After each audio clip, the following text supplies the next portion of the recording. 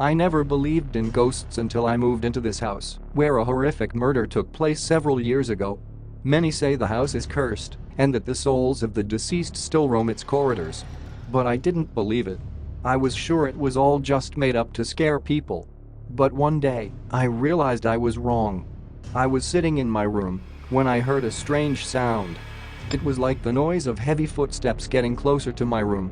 I got up and went to the door to see what was happening. But when I opened the door, there was no one there. I decided it was just my imagination and went back to my room. But then I heard a voice whisper in my ear, "Stay here. We want to talk to you." I got scared and immediately left the room. I felt like someone was following me.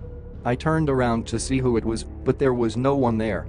I decided to leave the house and contact the police to report what was happening. But when I opened the door, a shadow appeared before me.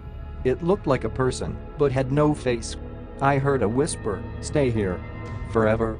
I tried to run, but the shadow pursued me. I ran into the living room and closed the door behind me. But the shadow didn't stop. I heard it start to knock on the door. I screamed at it to leave, but it continued to knock. I knew I wouldn't be able to leave this house alive. It was at that moment that I heard the voice of my deceased sister, "Brother, don't be afraid. I'm here to protect you." I turned around and saw her ghostly form. She made the shadow disappear and saved my life. I was greatly frightened and ran out of the house. I decided to leave the house and never return. But as I stepped outside, I heard a voice say, "Thank you, brother." I turned around, but no one was there. And I felt an unknown force pulling me back into the house. When I entered the living room, I saw my sister in the shadow that had been chasing me before. My sister smiled at me and said, "I'm sorry, brother, but I cannot let you leave this house." I realized that it wasn't my sister, but a ghost that lived in this house. The shadow began to rise from the wall, and I knew I wouldn't be able to escape alive. I closed my eyes and prepared for the end.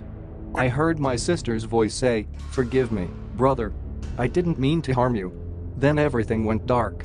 They found me the next day, dead. They never found my sister. They said I died of a heart attack, but I knew it was the ghost that made me die. Now I too am a ghost, wandering in this house. I cannot live anymore, but I cannot leave this house either. I realized that I had become a victim of the curse of this house and have now joined those who previously perished in this terrible place.